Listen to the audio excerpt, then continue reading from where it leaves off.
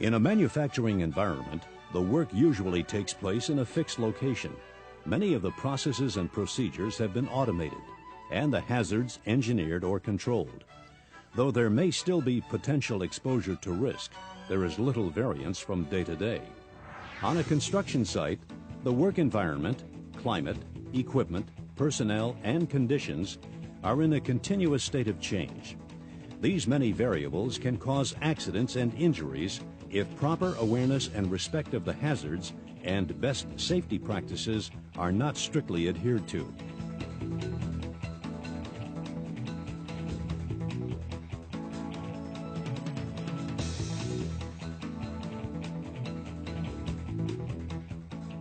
Safety is a condition of your employment. An accident-free work environment is not a goal, it is our expectation. Safety is everyone's responsibility. Accident prevention requires making safety a part of every task you perform. In this program, Construction Safety Orientation, we will cover the importance of safety at your job site, the ability to recognize common types of hazards, and best practices and procedures to ensure your safety and that of your coworkers. Accident prevention and protecting our workers is a primary concern. Not only is it the right thing to do, it makes good economic business sense. Accidents can cause personal injury, property damage, harm to the environment, and project delays. Accidents are not inevitable. They can be prevented. It requires a personal commitment on your part and a strict adherence to established policy and procedures. In addition to personal safety, other factors affecting the progress and efficiency of the work includes the mechanical condition of equipment, storage of materials, the condition of the work environment, health-related matters, and fire prevention. The first step in preventing accidents is recognizing and respecting the potential hazards. Hazards can exist due to the nature of the task being performed, where it is being performed, and the equipment or materials involved. 4 key principles, regardless of the task being performed, can help ensure an accident-free work site. First, analyze the situation. Recognize and respect hazard warning signs and labels. Identify and eliminate or control any potential hazards in the area. Always be aware of the activity taking place around you. 2. Be familiar with all policies and proper safety procedures for the jobs you perform. If you have questions, ask your supervisor or site safety engineer. 3. Inspect all equipment, tools, and personal protective equipment before each use. Any device that does not pass inspection or could affect your safety should be removed from service. And 4. Exercise precaution and common sense. If it is not safe, don't do it. Utilizing these 4 principles, let's look at a number of common safety concerns on a construction site.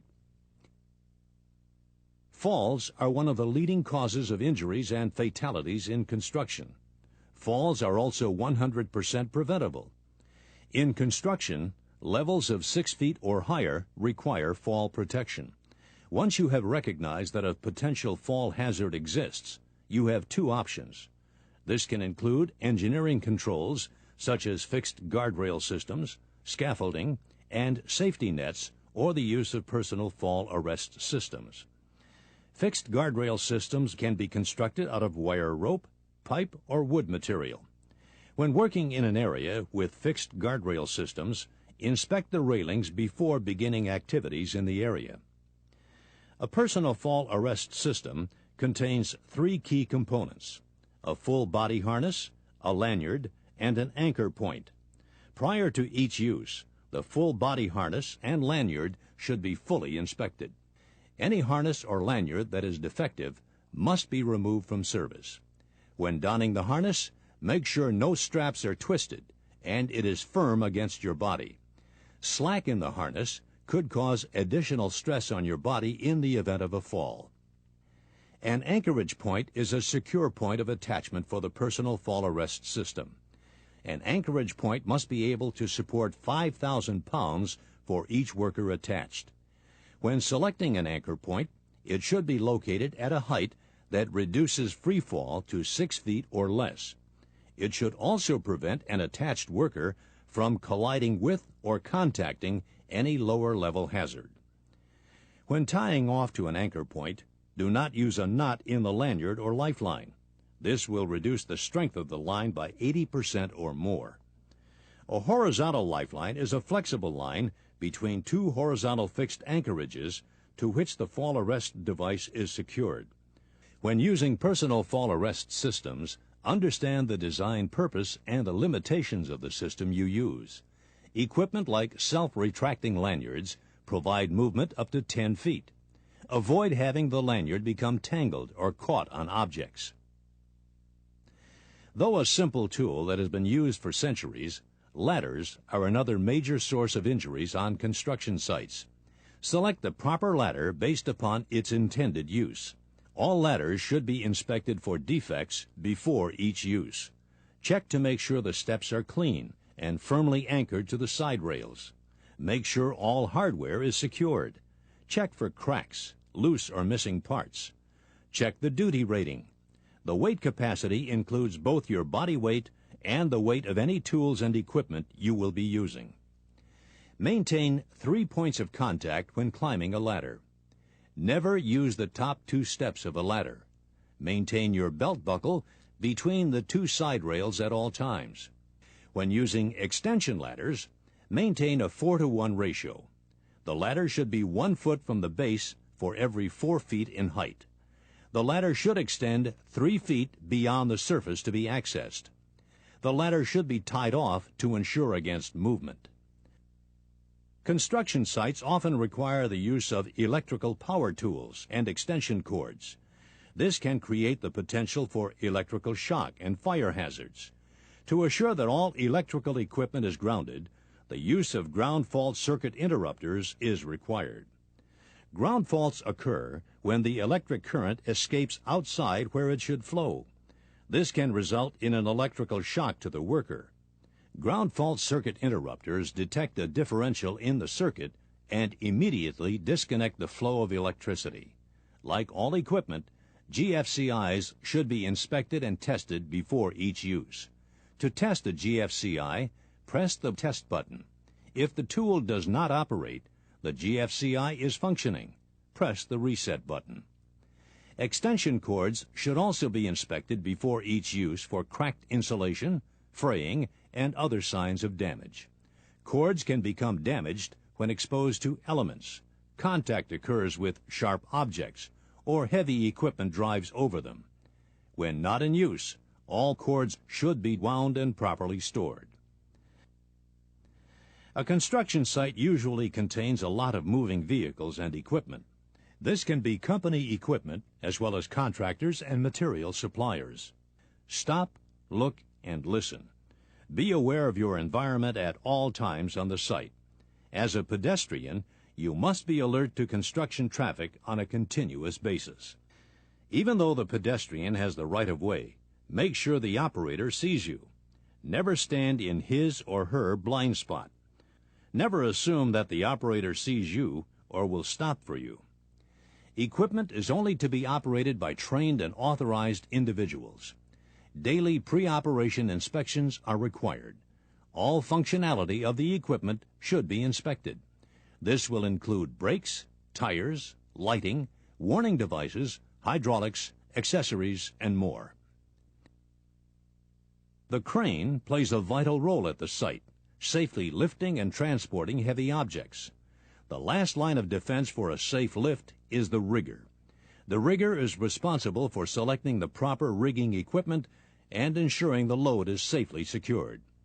A load is properly secured when the sling is attached in a manner that properly balances the load and prevents slippage or detachment. Use softeners or padding over hard, sharp edges to protect the sling.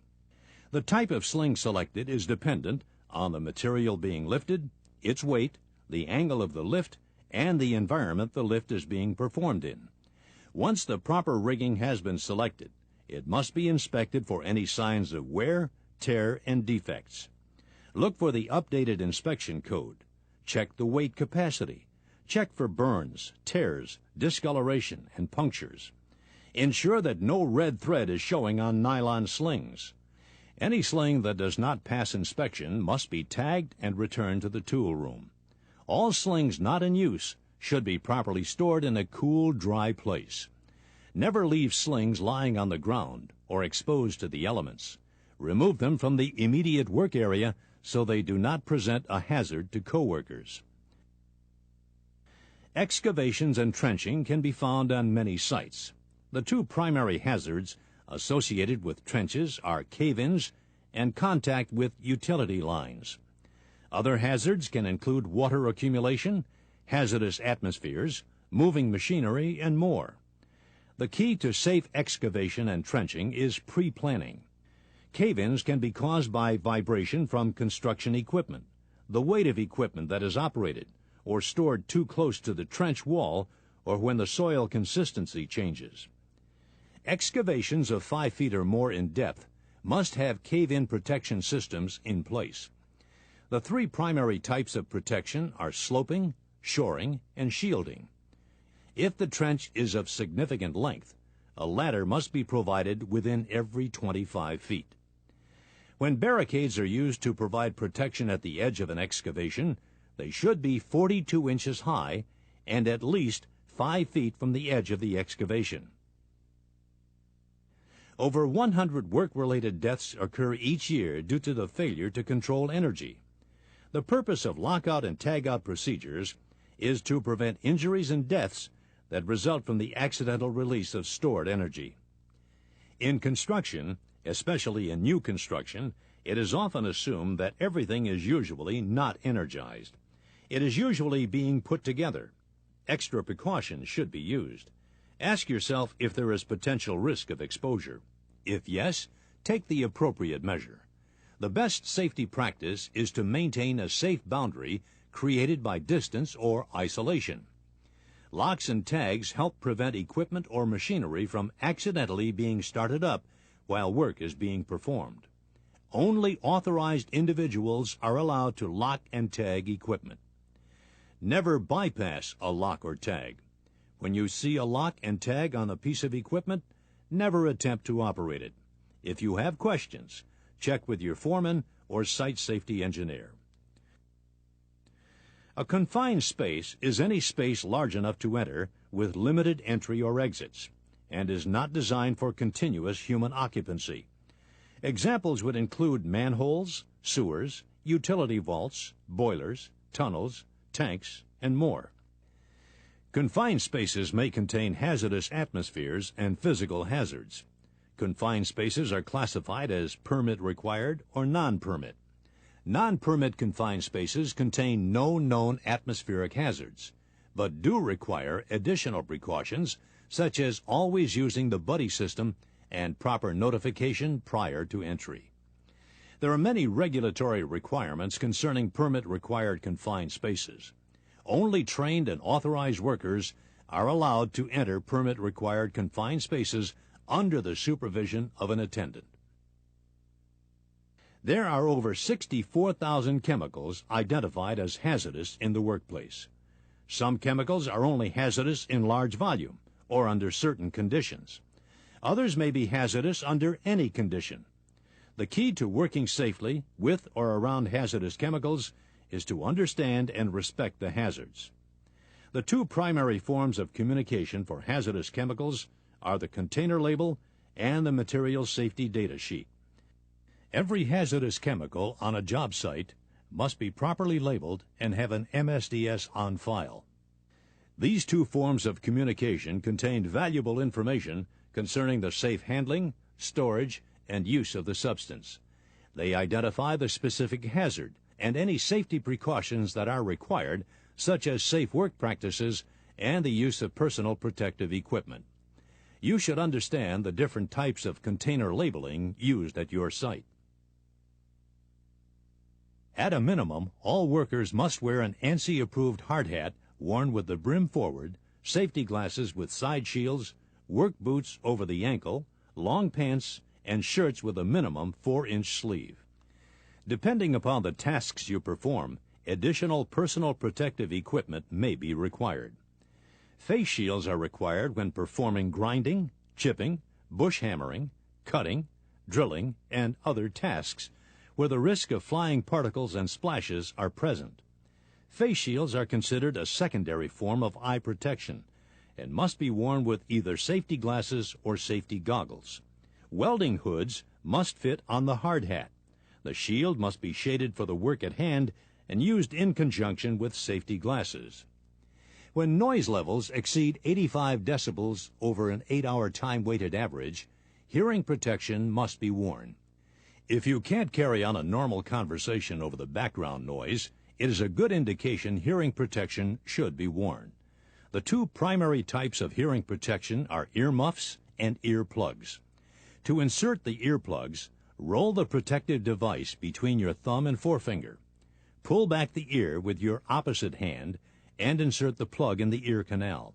The plug will expand to form a seal. Leather gloves are issued and to be worn while manually handling material to prevent cuts and scrapes. Kevlar gloves are available for handling sheet metal and stripping wire. A heavier-duty leather glove is required for welding operations. Gloves should not be worn when working around rotating tools and moving parts where they could get caught on and pull the hand in harm's way. As with all equipment, personal protective equipment should be inspected before each use. If you need a piece of equipment or have questions on its use, check with your supervisor. Compressed gas cylinders can present both physical and chemical hazards at the work site. The physical can occur if the cylinder tips over or rolls out of control. It can explode due to a reaction and can become an uncontrolled projectile when the gas inside is released unexpectedly if the valve stem is broken. Transporting, using, and storing compressed gas cylinders requires best safety practices. The cylinder should be secured at all times to prevent it from tipping over. Gas cylinders should be inspected before each use. Check the cylinder for defects. Does it show signs of rusting? Does it contain the correct gas in the designated usage area? Is the cylinder secured to prevent tipping, sliding, rolling, or striking another surface? Has it been leak tested around the valve and valve outlet connection? For cylinders containing flammable or combustible gases, use an approved flammable gas detector. Cylinders should be stored in a well-ventilated area, free of flames, sparks, or electrical circuits, and out of the sun's direct rays if in an extreme climate. Incompatible gases must be stored in separate areas, even when the cylinder is empty. A minimum distance of at least 20 feet is required unless a 5-foot firewall is in place. 3 elements are necessary for a fire: heat, fuel, and oxygen. When flammable substances are present or activities such as welding, grinding, or electrical are performed, the potential for fire exists. Extra precautions should be used to remove any flammable substances from the area. Some tasks require the use of a watch. Good housekeeping can have a major impact on the overall safety at a job site. Good housekeeping can help prevent trip hazards, fire hazards, cuts, pest hazards, and more. All scrap and waste material should be disposed of on a regular basis. Collect and stack scrap wood. Remove or bend over the nails and staples. Pick up scrap pipe, conduit, threaded rod, and metal banding material. Poor housekeeping is a direct reflection of the overall safety attitude on a job site. Safety is an important aspect of every job function performed on the work site. An accident-free work site requires a complete commitment from every employee, regardless of their position or job position. Analyze every task you perform to identify the potential hazards. Take measures, or eliminate them. Be familiar with all policies and safe work practices for the job functions you perform. Inspect all tools and equipment before each use. Exercise precaution and common sense. Safety is not only an aspect of every task you perform, it is a condition of your employment. Your coworkers are dependent on it. Working together, we can create an accident-free work environment.